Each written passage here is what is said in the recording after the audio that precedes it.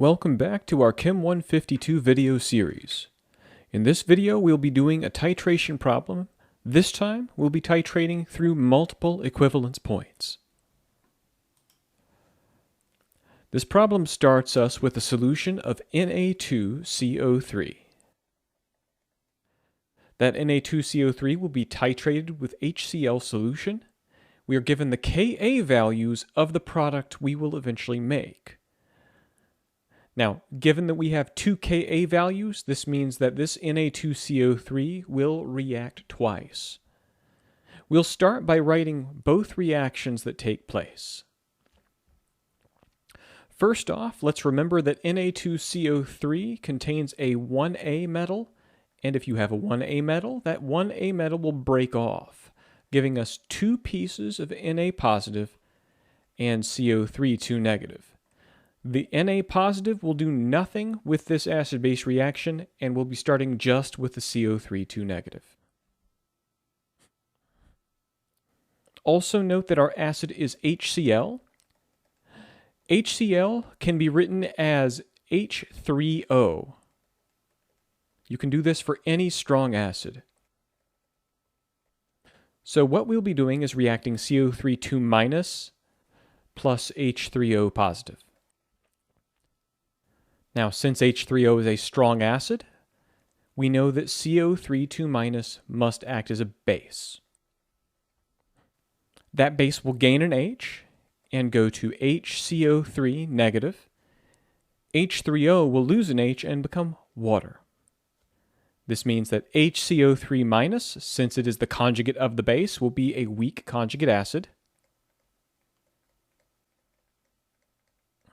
leaving water as the conjugate base. However, the HCO3 can react a second time. It is still negative, so it could take another H. If we react the HCO3 negative with another H3O, we'll gain one more H and go to H2CO3.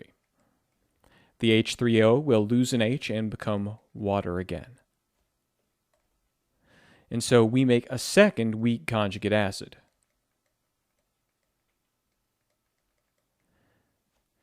However, we must remember that we're going to have to make HCO3 before we can make any H2CO3. The first reaction that happens in this titration will be CO3 going to HCO3. Once we run out of CO3 2 negative, we'll have HCO3 negative, and then that HCO3 negative can continue reacting with our strong acid. Once that reaction finishes, we'll have H2CO3. Now, to figure out which reaction belongs with which Ka, let's note that we have H2CO3 and Ka1 is 4.4 times 10 to the negative 7th. But only the second reaction contains H2CO3. We might notice the first reaction does not have H2CO3, it only has CO3 and HCO3. Therefore, the second reaction will have our Ka of 4.4 times 10 to the negative 7th power. The first reaction, therefore, will have the other Ka of 4.4 times 10 to the negative 11th power. To put it another way, if you start with a base, you're going to do Ka2 first, followed by Ka1.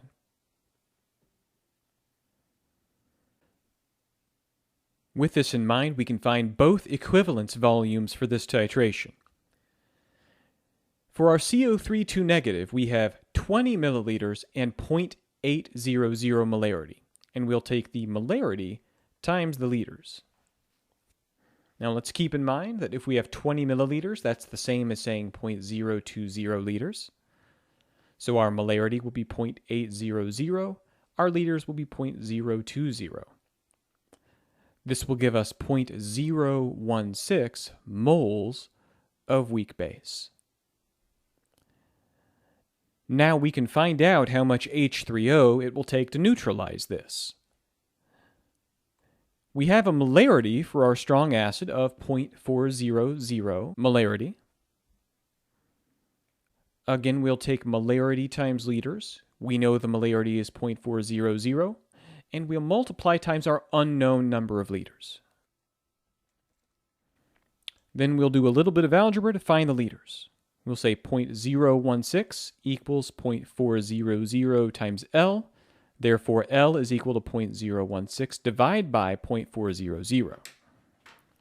For our liters, we end up with 0.04, which means our milliliters are going to be this times 1,000, or 40 milliliters. Therefore, we need 40 milliliters to reach the first equivalence point. To reach the second equivalence point, all we have to do is double the first equivalence point.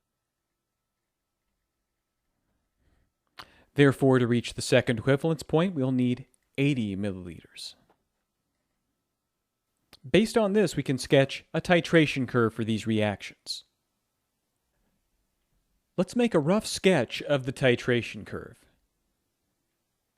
Beginning at 0 milliliters, we'll have a fairly high pH to start with because we're going to start with CO3, which is a weak base.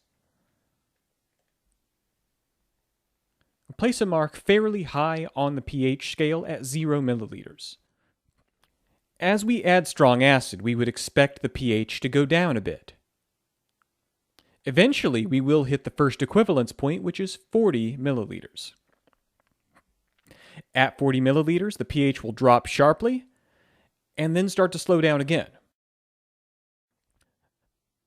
At this point in the middle of this drop is where we have used all of the CO3 and we have only HCO3-. In the middle, between the points that I've marked, we have the buffer zone that contains CO3 and HCO3. After this drop, we'll continue and we'll do reaction 2 now. Once we have only HCO3 left, that HCO3 does reaction 2, continues reacting with strong acid, and the pH will continue to drop until we reach the second equivalence point. We'll mark that as 80 milliliters. Then we'll see another sharp drop in pH, and then the pH will end at a very low level. At the end of this titration curve, we will have mostly strong acid. That is H3O positive. Here at this second equivalence point, we'll have used up all of our HCO3 and have only H2CO3. Meaning that in between these last two marks, you'll have a buffer that contains HCO3 and H2CO3.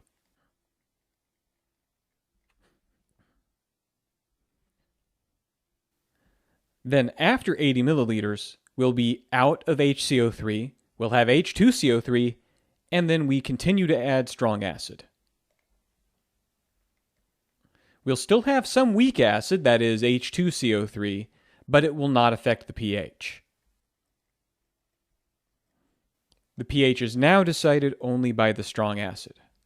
Therefore, we'll mark certain points on this chart. The start point with just CO3 2 negative will be point A. In the middle, between the first point and the second point, we'll have region B, which is our buffer region. We'll let the first equivalence point be C. We'll let the second buffer region be point D, and we'll let the place where we have only H2CO3 be point E. Then after point E, where we have strong acid predominating the pH, we'll have region F.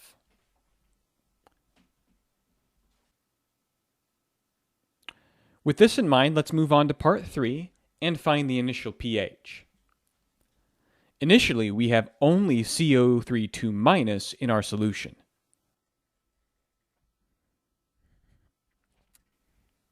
And because we have nothing else to react it with, we'll react with water.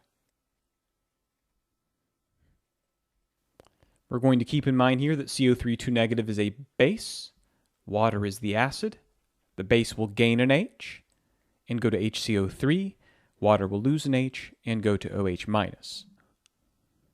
We'll also need to find a K value for this reaction. Notice that we do make OH negative as a product, and the fact that we make OH negative will tell us that we will need a KB for this. Let's make a note that we'll need KB, and remind ourselves that KB is K water divided by Ka. However, we have two Ka values, 4.4 times 10 to the negative 7th and 4.4 times 10 to the negative 11th. Let's review which Ka went with which reaction. Our reaction that had CO3 and HCO3 is given a Ka of 4.4 E negative 11. Notice that this is Ka2, not Ka1. Remember what we said previously. In a base titration, we start with Ka2, not Ka1. Therefore, we'll use Ka2 for this Kb. We'll say that Kb is equal to K water, which is 1 times 10 to the negative 14th, divided by Ka number 2. That's 4.4 times 10 to the negative 11th. We'll end up with 2.3 times 10 to the negative 4th power. Now that we have the K, we can set up our reaction table, starting with the molarity of the CO3. We were given a molarity of 0.800, so we'll write that in the initial line underneath CO3 to negative. We don't have to write anything for water. We start with no HCO3 and no OH. We will lose some of the CO3 to negative, but gain some of the two products. If we do the math, we'll have 0.800 minus x, x, and x. Let's think about the small x approximation also. Usually we say that 1 times 10 to the negative 4 is small enough. 2.3 times 10 to the negative 4 is a little bit higher. This is more of a borderline case. For the purposes of this problem, we'll say it's close enough. For that reason, we'll throw out the minus x attached to the 0.800. And we'll now say that Kb is equal to the products over the reactants. The products are x and x, giving us x times x for x squared, divided by the reactant, 0.800, and then our Kb was 2.3 times 10 to the negative 4th power. If we do the algebra by multiplying by 0.800 on both sides, that effectively moves the 0.800 over to the right side, and we'll end up with x equals square root of 0.800 times 2.3 times 10 to the negative 4th power. Then we'll put this in a calculator. We'll end up with 0.0135. Then to find the pH, we can say that the pH is equal to 14 plus log of the OH. So we'll have 14 plus log of 0.0135. We put this into a calculator, and we'll end with 12.13 for our final pH. With this, we can go back to our diagram and mark that our initial pH is 12.13.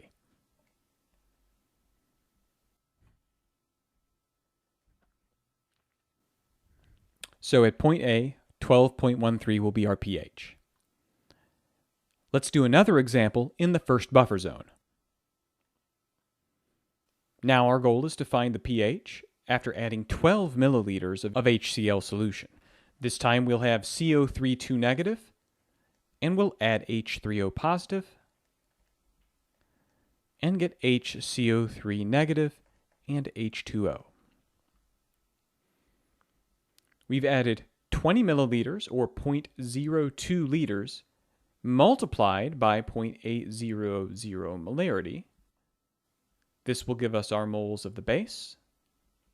We can do the same thing for the strong acid. We have the molarity of the strong acid, and we also have the milliliters. So we'll say 0.400 times 0.012. We'll have 0.016 moles for our weak base, and 0.0048 for our moles of strong acid. We'll start with no product, and we don't need to write anything for water. Now, since this is a strong acid we're adding, this reaction will go to completion. Therefore, we'll lose the lower of the two amounts. Since 0.0048 is lower than 0.016, we will lose 0.0048 from both reactants and gain an equal amount of product. If we subtract for CO3 2 negative, we will get 0.0112 moles. We'll have no strong acid left over, and we'll have 0.0048 of our weak conjugate acid. Because we have weak acid and weak base, this means we will have a buffer. Because we have a buffer, we can go straight to our buffer equation. Our buffer equation says that pH will equal negative log of Ka plus the log of the weak base divided by the weak acid. Now recall, the Ka we used for this reaction was Ka number 2, and that's 4.4 times 10 to the negative 11th power. This will go in the Ka position. We'll add the log of the weak base on top, that was 0.0112, divided by the weak acid, which is 0.0048. We can put all of this into the calculator at once. When we do the math, we end up with 10.72 for our pH. We can mark this on our diagram as well. Back on our diagram in region B, we'll mark where 15 milliliters would be, and we'll mark our pH of 10.72. As expected, this pH is lower than the pH we started with. One case you may run into when you're in the buffer regions is being asked about the first midpoint. The first midpoint is the point on the curve where we've used up exactly half of the thing we're analyzing. In this case, the thing we are analyzing is CO3 2 negative. Now, half of 0.016 gives us 0.008. That will be the amount of H3O plus that we add, and then we're going to lose all of it. We'll gain an equal amount of product. If we do the subtraction underneath CO3 2 negative, we'll end up with 0.008 moles of weak base.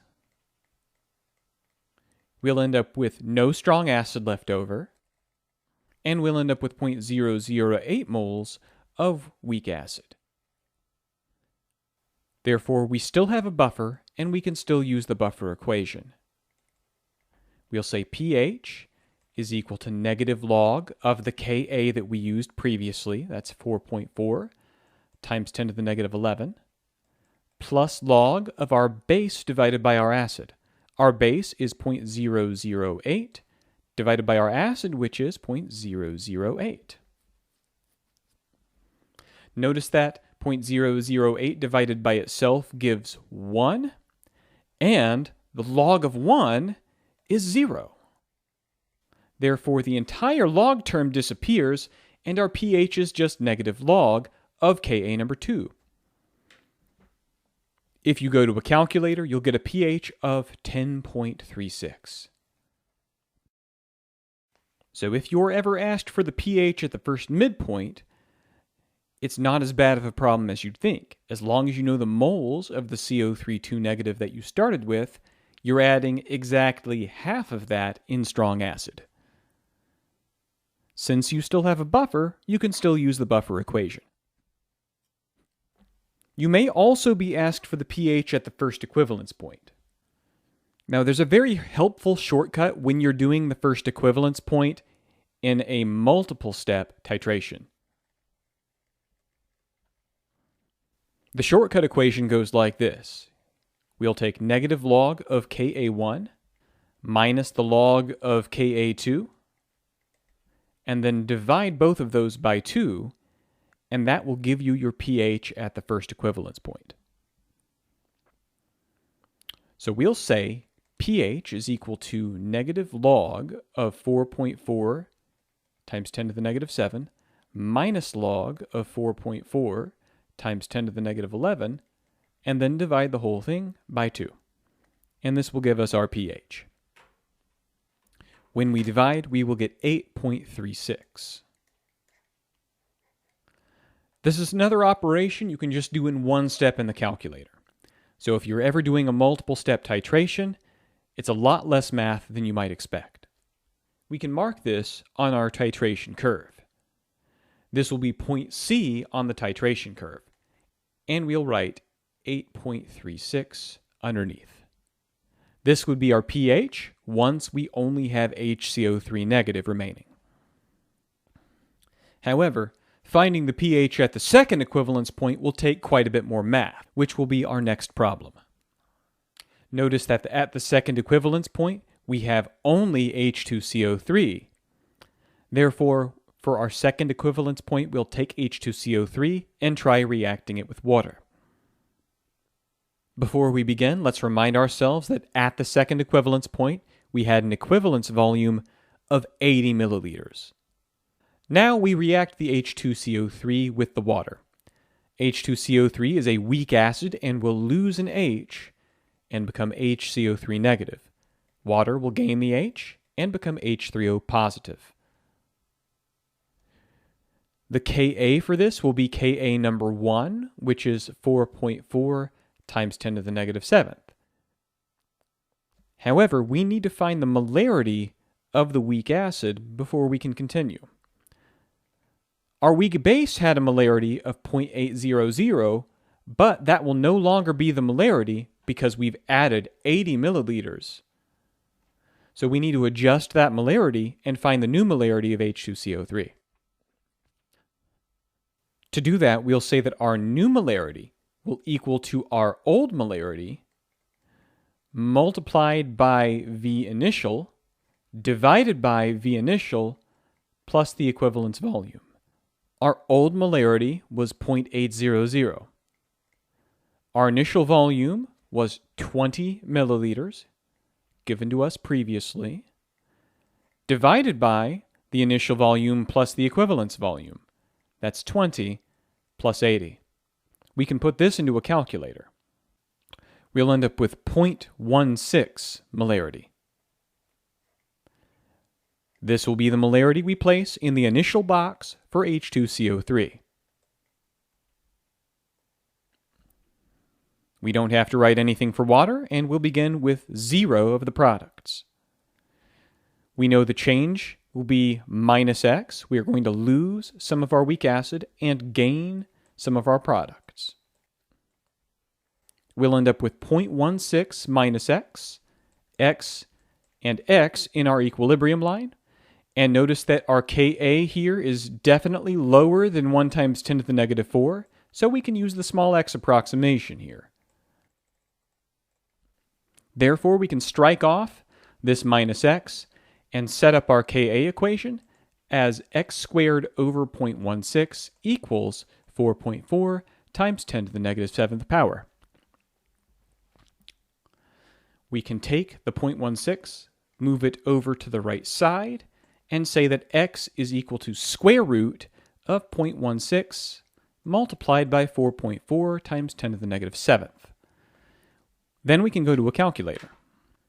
We'll find that x is equal to 2.65 times 10 to the negative 4th power. Then, because we have H3O in our reaction, our x will equal our H3O. Therefore, we can say that pH will equal negative log of our x. We'll end with 3.58 for our final pH. We can mark that on our titration curve. This will be point E on the titration curve, and we'll label that as 3.58.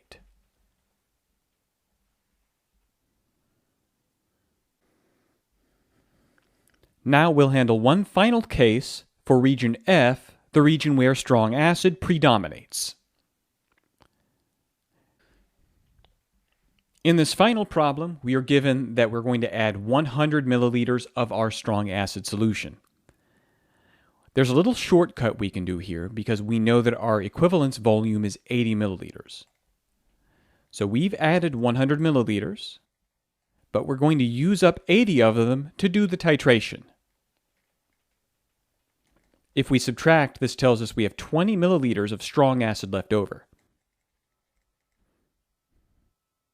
Therefore, to find the molarity of the strong acid left over, we can reuse an equation we used previously. We can say that our new molarity is equal to our old molarity multiplied by our volume remaining divided by our initial volume plus the volume we've added. Our initial molarity for the HCl was 0.400. And as we've just found, we have 20 milliliters of strong acid remaining at the end. Initially, our volume that we started with before the titration was 20 milliliters. But we've added an additional 100 milliliters. Therefore, what we have is 0.4 times 20. This will give us 8 divided by 20 plus 100, giving us 120. Then we divide 8 over 120 in a calculator. And we end with 0.067 molarity. This will be the molarity of our strong acid. With a molarity of 0.067 in strong acid, we can now say that our pH is equal to negative log of that molarity. We can put that in a calculator. When we place that in, we'll get 1.176 for our pH. We can go back one more time to our titration curve. We'll make one more mark for 100 milliliters, and we'll make a mark down here on our pH curve and say 1.176 for the pH at that position. So now you can see, even if you have a titration that takes place in multiple steps, you can still find the pH at any of the regions. Thank you for watching, and we'll see you again soon.